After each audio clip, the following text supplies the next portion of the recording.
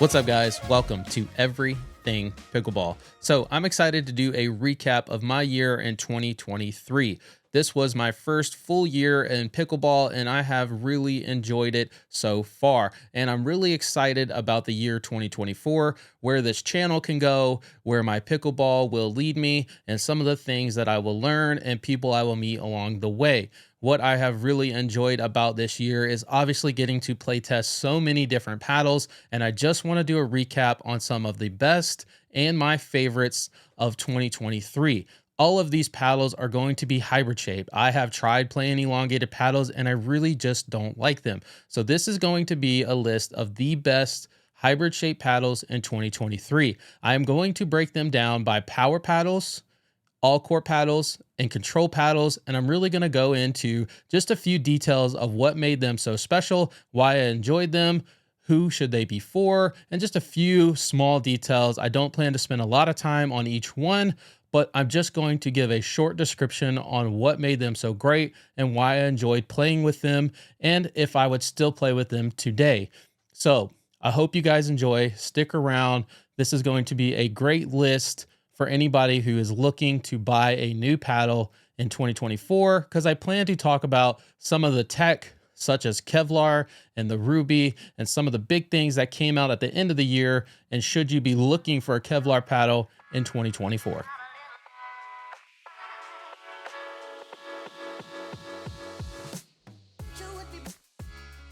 All right, guys, so I want to start off with control paddles, because when I started the year in 2023, I was a lower 3-5 player. Control paddles was where I needed to be to give me the best advantage to improve my game. Why is that so? Well, control paddles tend to be more forgiving, and some of the best ones that I played this year were very forgiving. And what I mean by that is off-center shots still found their way over the net, allowing me to focus more on what shot I should hit, where I should be on the court, and stop thinking about so much on if I mishit the paddle, is it going to make me hit a bad shot? And then, if you're playing a less forgiving paddle at a lower level, what tends to happen is you pick certain shots that you do well and you avoid some of the shots that you don't do well in case you mishit it and you don't get it back over. So I know some people at a lower level, I still see it today, where they avoid dropping it because they don't hit them in. And some of that also could be because the paddle they're playing with isn't so forgiving.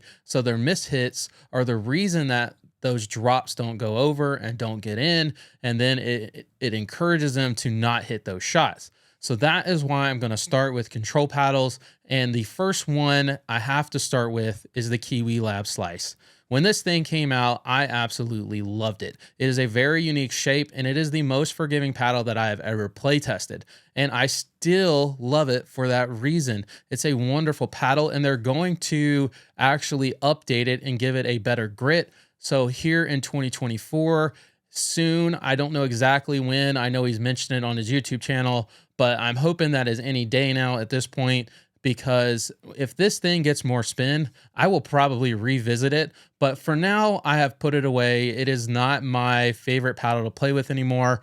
But for somebody who needs the forgiveness and who wants a good control paddle that has decent power and decent pop, I highly suggest you check out my full review on it, because this is still an amazing paddle, especially for 3-5 players, because this offers so much control and it still gives you the power and pop that you need, but it's the forgiveness. It's the forgiveness that allows you to focus on hitting the correct shots instead of running away from them because you're not getting them in play. And so this is a wonderful paddle to pick up if you're learning the game and you really want to get better. The second paddle, and the one that really shocked me the most towards the end of the year, is going to be the Pickleball Apes Pro Line S model. Now, this is not the elongated, because once again, this is mostly about hybrid shape paddles, as I really don't care for elongated paddles.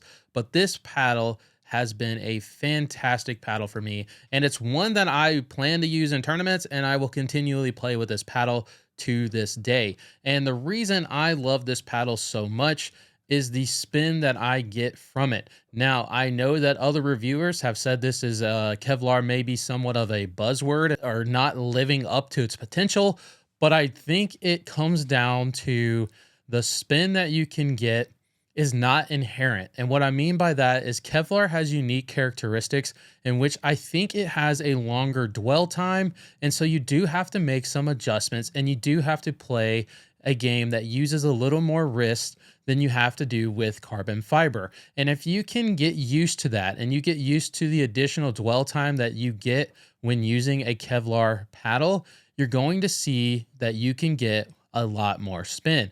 And where I noticed this to be the biggest difference for me is around the kitchen. And so when you're doing speed ups and you're hitting some of those softer shots, dinks and roll volleys and things like that, I've noticed I can get a lot more spin with Kevlar paddles. It's the same true with the Ruby. The Ruby is a little different though, because it's a full Kevlar paddle.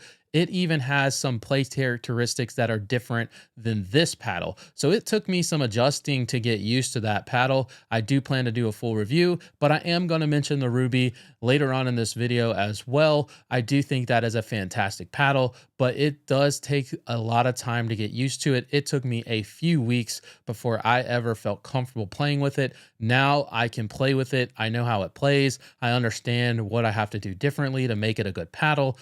But off the bat, it was a hard adjustment.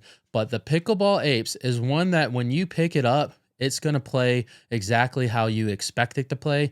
And it's a wonderful paddle. And I think you'll see more and more of these on your courts and in tournaments, because this is a wonderful control paddle that can generate a ton of spin.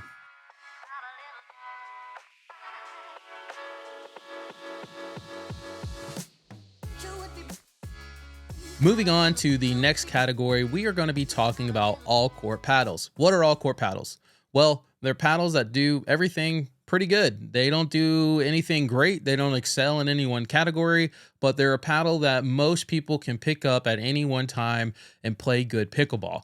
They're not going to give you any distinct advantages or disadvantages, but they're going to be good for most people. And the one that you guys already probably know about, I've made a full review, and so has just about every other reviewer on YouTube, and that is going to be the 6-0 Double Black Diamond. This is a fantastic paddle, and for good reason. This is the OG, the original thermoformed hybrid shape paddle, and it has really changed the game. I had to give it an honorable mention. There's not much I need to talk about other than it's the original. It's the one that really pushed the paddle industry forward in 2023, and it's the reason that I'm even making these videos. In my opinion, you know, the paddle industry has seen so much growth, and thermoforming was such a big technology. I'm excited to see where 6-0 goes, and they have made some fantastic paddles, including the Infinity series, the Ruby.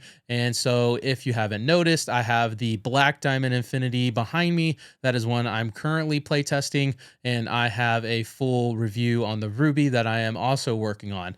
But 6-0, big shout out. They have been fantastic, and this is going to be still one of the best paddles going into 2023, and I'm excited to see what they come up with next. So up next for all court, we have the bread and butter Loco. This one has actually been my go-to for carbon fiber paddles. I absolutely love this paddle. In my opinion, it edges out the Double Black Diamond in performance. And what do I mean by that? Is it's just got a little more touch on the control side, a little less pop, and then it has more spin than the models of Double Black Diamonds that I have. Now, Double Black Diamond has, and 6-0 has recently changed over their grit and has updated it so that they get more spin. But the Double Black Diamond that I currently have and the ones that I've played over the last few months doesn't get as much spin as I would hope. But these get additional spin, and the Loco is one that has fantastic spin. And this paddle, when you pick it up, it just plays exactly how it should. It's got a great sweet spot. It's forgiving. It has just enough pop, and I just enjoyed playing with it. It's one that is comfortable. It's one that I know I can pick up. I don't have no adjustment period. The out of the box, it plays fantastic. For some reason, 6-0s have a somewhat of a break-in period that are significant than other thermoform paddles. I do think all thermoform paddles have a slight break-in period, but the bread and butter Loco is just fantastic out of the box. You'll love it. It's one you can't go wrong. And if you like bread and butter as a company, they're just the fun Pickleball Paddle Company. They make awesome paddles and they're a great group of guys. I've spoken with the owner. I love this paddle. I love the company. I plan to make a full review on this one. This is one that I actually, if I'm going to play with a carbon fiber paddle, this would be the one that I choose.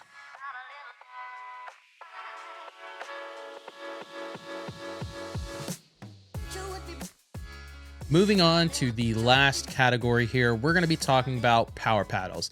Towards the end of the year is when I finally got good enough where I felt like I could use a power paddle and it helped me in certain ways. I still can generate a ton of power on my own, but I wanted to see if there was any extra benefit that I could get out of using a power paddle. During that time, I played several different power paddles, and these are the ones that really stood out. And this is not a commercial for 6-0. You may be wondering why they are in this video so much and why I talk about them, but it's just because they make fantastic paddles, and they really were the biggest players this year, or last year, I should say, that moved the paddle industry forward. So first up, we are going to talk about the Black Diamond from 6-0. And this paddle, unlike the other paddles that 6-0 has a complete unique face to it. It plays unlike most other paddles, and this is a fantastic paddle. Now, it's not for everybody. It is a power paddle. It has a smaller sweet spot than the double Black Diamond or the Ruby, and it has some very unique play characteristics. I still have a full review written on it, and I plan to make that video at some point in the near future. But I did really enjoy this paddle. It took me a few weeks to adjust to because it plays differently than carbon fiber. But once you make those adjustments, the benefits that you can get from this paddle are quite fantastic. The biggest thing that I noticed is around pop. And it's kind of controversy because most people only talk about it in one facet, and that is how fast the ball comes off the paddle face.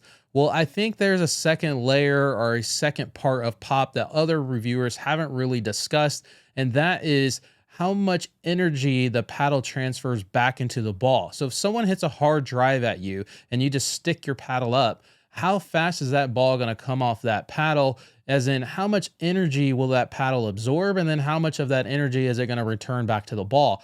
Well, the 6-0 Black Diamond returns a lot of it. And so if someone hits the ball at you, it doesn't take a lot for you to return that ball back at the same pace or faster. And that's what makes this paddle a deadly weapon and makes it fun to use. It does take a while to get used to. It is not for everybody, but I really did enjoy this paddle. It is so unique.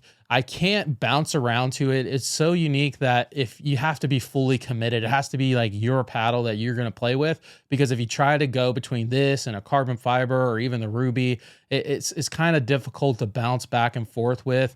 You'll see that you're missing a lot of shots and you're making mistakes. You really have to be fully committed to this paddle to get the most out of it. But if you commit, this is a fun paddle to play, and it is fantastic, and I'm sure you will do fine with it. So the final paddle that I'm going to be talking about in terms of my favorites for 2023 is going to be one that came out late last year. You're probably going to be shocked that I'm going to put this in the power category, and that is the 6-0 Ruby. And the reason I am putting this in the power category is because I don't think this paddle has as much control as other players have been talking about. This is a really good paddle, and it is really fun to use, but you really have to take the time to get used to it. It does not play like carbon fiber. It is a fully Kevlar face paddle, and it is a ton of fun to play with once you get used to it and you realize what it does well and how you should play with it. But it doesn't come overnight, and you're not going to just pick it up and play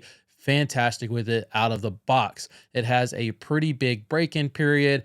You know, starting off, it has a fairly small sweet spot in my opinion, and it does take some time to get used to. But after you get used to Kevlar, I don't think you're going to go back. In my opinion, if you're a person that likes to spin the ball and you really can generate a lot of spin, you're not going to get any more than you can with this paddle. You can just hit some rockets and just know that it's going to stay in because you're going to get so much topspin. And the reason I say that is I talked about it during the Pickleball Apes. If you skipped around and you missed that, the Ruby has a higher dwell time than carbon fiber. So Kevlar, and specifically full Kevlar, has a higher dwell time than carbon fiber paddles. What does that mean? The ball kind of pockets in the face a little bit. And you have to get used to that. You have to get used to the ball sitting on the paddle face a little longer. And if you can, and you can tweak some of the things that you do, get a little more wristy, you can just put some crazy spin on the ball with this paddle. And I was able to hit high drives that stayed in. I was able to speed the ball up more. I was just a way more aggressive player. And that's why I put this paddle in the power category. I really do think you have to play this paddle super aggressive to get the most out of it. I'm not saying you can't play it like a control paddle, but for me, I struggled using it as a control paddle. I didn't like it as a control paddle. I tried playing with it in skinny singles. I didn't really like it in that scenario where you had to put the ball in specific places. But in doubles, when I was playing super aggressive, I could just crush it with this paddle, and I love it for that. And I will continue playing with it. I'm going to be going back and forth between the Apes and this paddle, and it just depends on the kind of day I'm having. If I feel like I'm playing well with the Ruby, I'm going to stick with the Ruby. If I feel like I need a little extra control, I'm going to bounce back to the Apes paddle. But this paddle is one that you have to get used to. If you do and you're fully committed, you're going to enjoy it. And once again, I think if you listen to the Black Diamond, this has some similar play characteristics to the Black Diamond. It's got that same pop in which if someone hits a ball at you and you go to hit it back, it doesn't take much to return that ball at the same speed. This doesn't absorb near as much energy as the double Black Diamond. So I think just some quick flicks and things like that, if the ball's coming at you with some good pace, you're going to be able to return it back at similar pace or higher without doing much. And that is the pop that you get from this paddle. I wouldn't say it's poppy in the sense like the double Black Diamond, where just like any ball is going to fly off the face. This isn't going to be like super hot off the face, but it does have some unique characteristics. And I think that pop in which you're blocking a ball, that's when the paddle really shines. And so it's deadly at the kitchen. You can speed it up, you can block shots, and I just love this paddle. So the 6-0 Ruby, you're going to see a ton of these in the future. That's why they're sold out. They're going to remain sold out, I think, even in their next batch. And more players are going to be picking this paddle up. When you make the adjustment to Kevlar, I don't think you're going to want to go back. So if you guys have made it this far, I really do appreciate it. All the support from you guys have really made all of this possible and encouraged me to make more videos and take this way more seriously than I thought I should have when I started this channel. But I really do appreciate all the support. This has been fantastic. I have been able to invest in a lot more equipment due to all the support with you using my discount codes. And I am taking this super serious this year, and I plan to make a ton of videos. I'm hoping to play in some big tournaments, make videos on my experience with that, and hopefully get some cool footage of a PPA and maybe an APP, and just make content that you guys are going to enjoy. So I am very excited about this year, my channel, and the new paddles coming out. I'm hoping we see more Kevlar. The first two have been very fun to play, and those are my go-to. So I'm excited to see what other variations come out. I'm excited for new cores. I'm expecting 6-0 and maybe Carbon to come out with some paddles with different core technology, and then you put in a new core with some Kevlar. I mean, it could get crazy pretty quick in 2024. So I'm excited to see what comes out. But if you stuck around, I really do appreciate it. If you haven't subscribed, maybe you should. And I do want to give some honorable mentions before you go.